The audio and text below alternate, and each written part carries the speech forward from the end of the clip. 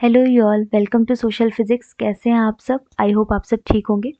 और आज MP set का, मध्य प्रदेश सेट का एग्ज़ाम था, तो आप में से बहुत सारे बच्चों ने दिया होगा और आई होप आप सबका एग्ज़ाम बहुत अच्छा गया होगा। तो आज हम जो उसका पेपर वन है, एमपी सेट का जो पेपर वन है वो डिस्कस करेंगे। उसकी एनालिसिस नहीं होगा, लेकिन इस पेपर मतलब आंसर की डिस्कस करेंगे, कौन से क्वेश्चन का क्या आंसर है, ताकि आप अपने मार्क्स कैलकुलेट कर सके पेपर वन में आपके कितने मार्क्स आ रहे हैं। कल आप अभी या फिर थोड़े टाइम बाद आपको जो सोशियोलॉजी का जो सेट का पेपर है वो भी मैं इस चैनल पे डिस्कस करूँगी। उसके बाद उसका डिटेल एनालिसिस भी आएगा, तो प्लीज़ जुड़े रहिए, देखते रहिए जो भी वीडियोस आ रहे हैं। तो स्टार्ट करते हैं। सबसे पहला जो क्वेश्चन है, when we write specific objectives in terms of behaviour terms they are known as. तो इसका आंसर क्या है? इसका आंसर है बिहेवियर ऑब्जेक्टिव्स। ठीक है, वन का क्या होगा? B. Next, who gave this statement, teaching is the arrangement of contingencies of reinforcement। तो ये किसने स्टेटमेंट दी है? स्किनर। तो टू का क्या आंसर है? ए। ठीक है, next, cognitive aspect of evaluation technique includes which of the following.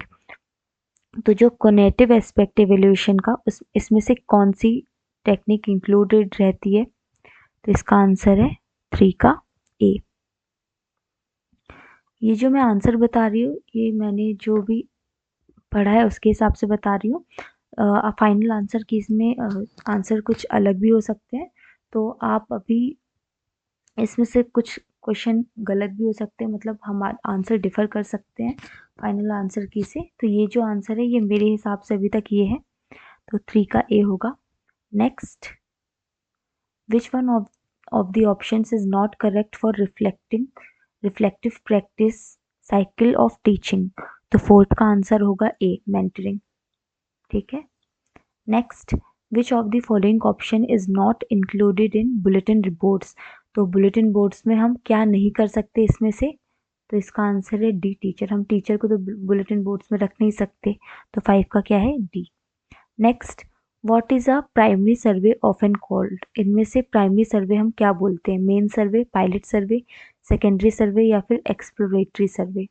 तो हम जो प्राइमरी सर्वे उसको हम मेन सर्वे बोलते हैं। ठीक है, जो डेटा हम खुद से सर्वे करते हैं उसको बोलते हैं primary survey. Next, in experimental research what does the term control refer to.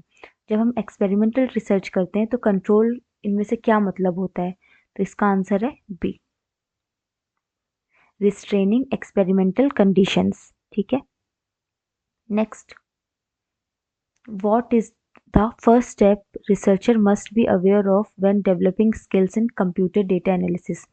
जब कंप्यूटर डेटा एनालिसिस करते हैं तो उसमें कौन सी जो स्किल है सबसे पहले डेवलप करनी होती है? तो एट का आंसर है C, data organisation and coding. ठीक है, एट का सी है। What are the three main components of a comprehensive research report layout. तो इनमें से जो कॉम्प्रिहेंसिव रिसर्च लेआउट होती है इसकी मेन कंपोनेंट्स क्या होते हैं? तो नाइन का आंसर है ए। एक्चुअली इसमें ए एंड बी में कंफ्यूजन है, मोस्ट प्रोबेबली ए होगा, बट ए एंड बी में से कुछ भी हो सकता है। फाइनल आंसर की में क्या आएगा वो देखेंगे हम। Next, what is the theory of right and wrong conduct called. सही और गलत जो कंडक्ट होता है, आचरण होता है, उसकी थ्योरी को क्या बोलते हैं? एथिक्स। ठीक है, उसकी थ्योरी को बोलते हैं हम एथिक्स। 10 का ए।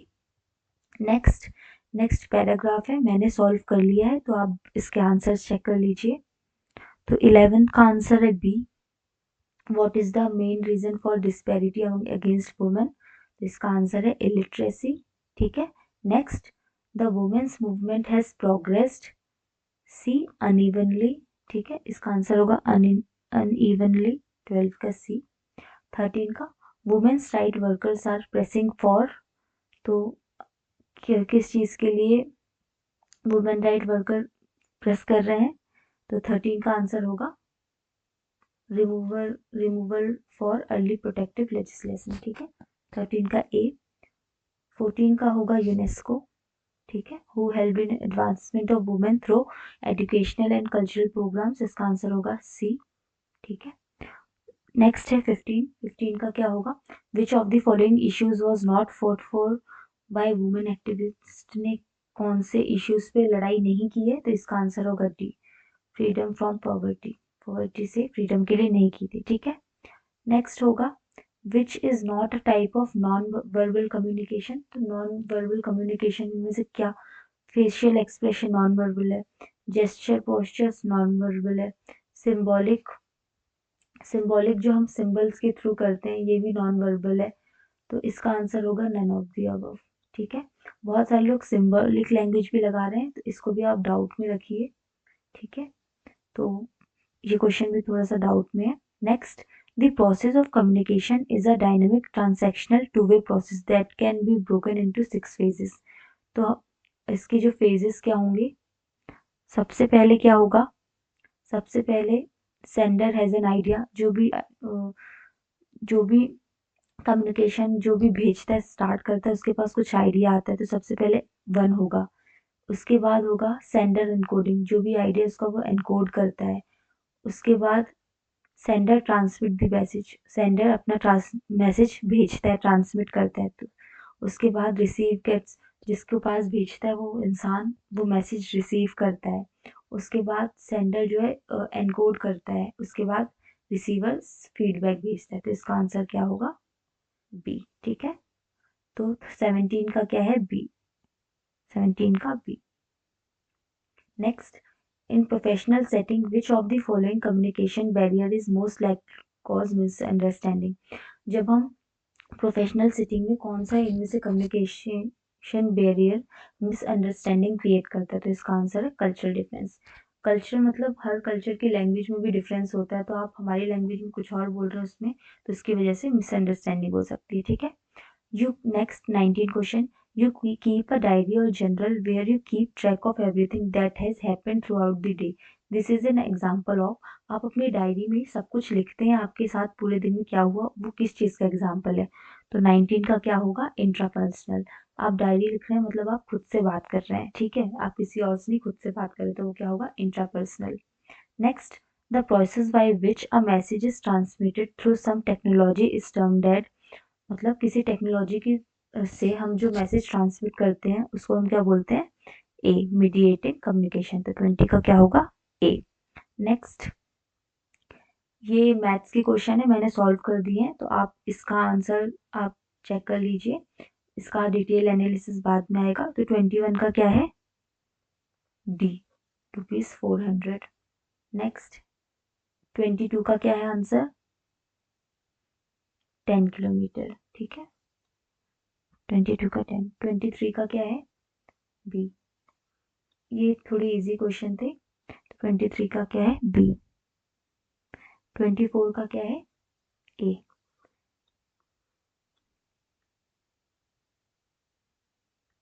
नेक्स्ट, 25 का आंसर होगा बी। ये सब मैंने सॉल्व कर लिया, इसका एनालिसिस बाद में आएगा, अभी बस आप अपने आंसर चेक कर लीजिए कि आपके कौन से आंसर सही है कौन से गलत, बस इसके लिए है अभी ये, ठीक है। नेक्स्ट, 26 का क्या होगा, ये थोड़ा डाउटफुल क्वेश्चन है, हमारे हिसाब से इसका आंसर डी होना चाहिए, लेकिन ये डाउटफुल है, तो इसमें आप जो भी आपने जो आंसर दिया उसमें एक डाउटफुल क्वेश्चन रखिए, आपका आंसर सही भी हो सकता है गलत भी हो सकता है इसके हिसाब से, ठीक है। नेक्स्ट, 27 का क्या होगा, सी, EIO4, ठीक है।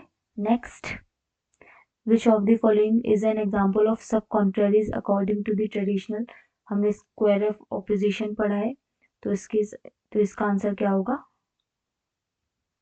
ठीक है, INO। ऐसा एक AEIO का स्क्वायर ऑफ ऑपोजिशन का डायग्राम बनता है, उससे सॉल्व होगा। नेक्स्ट, अकॉर्डिंग टू बुद्धिस्ट समान लक्षणा इज नोन बाय, तो समान लक्षणा बुद्धिस्ट के हिसाब से क्या होता है, शब्द, ठीक है। Next, which of the following valid means of knowledge is not admitted by the Prabhakar school of मीमांसा, तो इसका आंसर क्या होगा, 30 का। सी और डी में कंफ्यूजन है, तो इसमें से दोनों में से कोई भी हो सकता है, तो इसको भी आप डाउटफुल में रखिए। नेक्स्ट, पायलट सर्वे क्या होता है, तो 31 का क्या होगा, बी। दस, a survey to test questions with a small group of respondents to refine the question, ठीक है। स्मॉल ग्रुप ऑफ रिस्पोंडेंट के साथ क्वेश्चन करने के लिए क्या होता है, पायलट सर्वे। नेक्स्ट क्वेश्चन बहुत इजी था।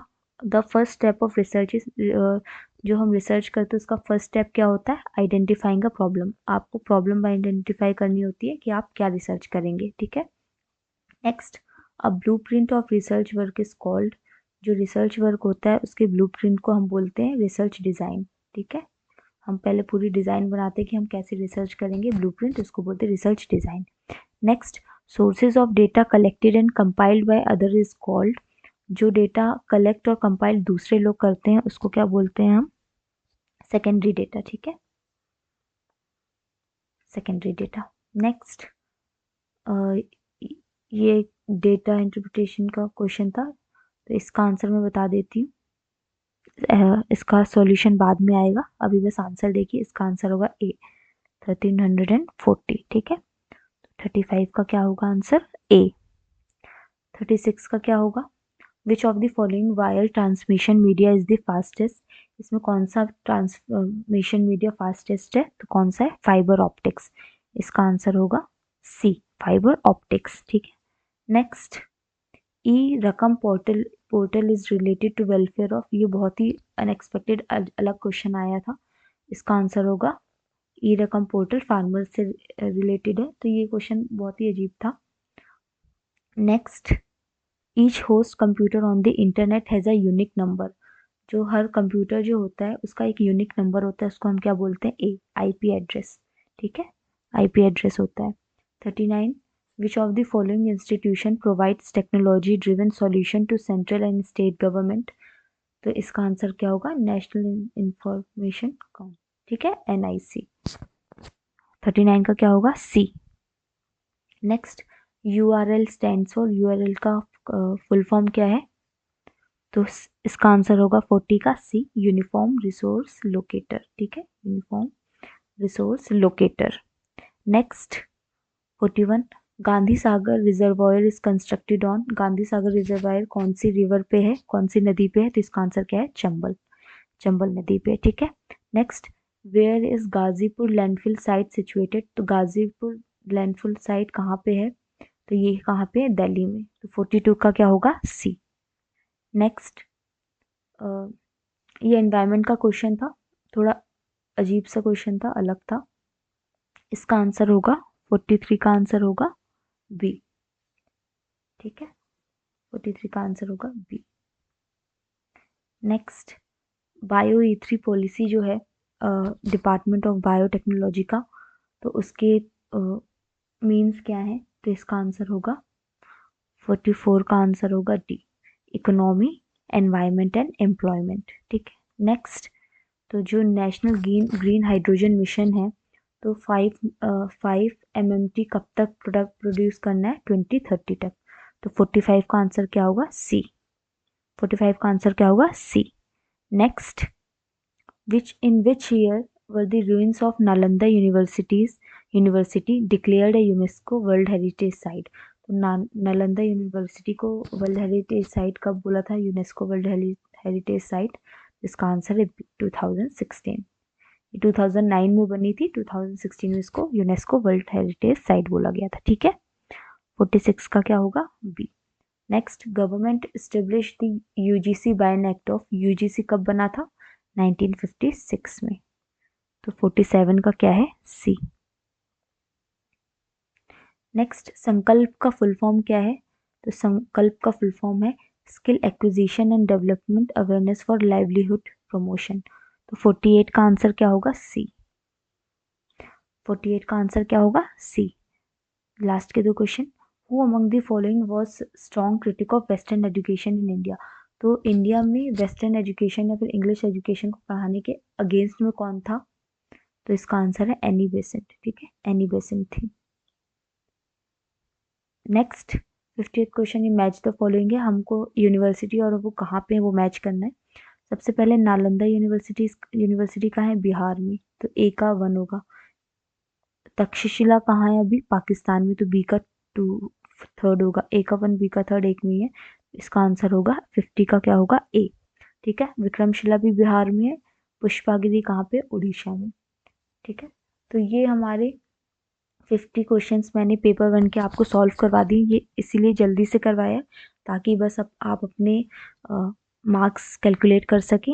इसमें से कुछ जो क्वेश्चन है 3-4 ये डाउटफुल हैं, उसके अलावा जो भी मैंने बताए हैं वो बिल्कुल सही है। तो आप उन क्वेश्चंस के अलावा अपने मार्क्स जो है कैलकुलेट कर लीजिए, और कितने आपके मार्क्स आ रहे हैं प्लीज़ कमेंट सेक्शन में बताइए। उस हिसाब से जो कट ऑफ है वो प्रिडिक्ट हो पाएगा। तो आप बताइए, और इसके बाद जो हमारा नेक्स्ट वीडियो होगा उसमें मैं सोशियोलॉजी का जो सेट का पेपर है उसका पूरा एनालिसिस लाऊंगी। पहले आपका आंसर की मतलब आंसर्स बताए जाएंगे, उसके नेक्स्ट वीडियो में आपका डिटेल एनालिसिस होगा। तो आपको इस चैनल पे पूरी जो नेट यूजीसी नेट में सोशियोलॉजी रिलेटेड आपको पूरा मटेरियल मिलेगा, और सोशियोलॉजी के जो भी एमसीक्यू बेस्ड एग्जाम है जैसे कि गेट है, सीयूईटी है, उसके बारे में भी आपको पूरा आपको मटेरियल मिलेगा। अभी इसमें पीवाईक्यू सीरीज आने वाली इस चैनल पे हम थिंकर्स कवर करेंगे। उसके बाद फिर जो भी चीज़ें एक्स्ट्रा जो भी चीज़ें हैं, इग्नू की जो सीरीज़ है वो भी आएगी इस चैनल पे। तो आपको और भी कोई भी चीज़ जो आपको समझनी हो तो प्लीज़ कमेंट सेक्शन में बताइए, मैं वो उस पर भी वीडियो बनाऊंगी। तो आई होप आपका आज का एग्ज़ाम अच्छा गया हो और आपका रिजल्ट भी बहुत अच्छा है। ऑल द बेस्ट सबको। Thank you so much.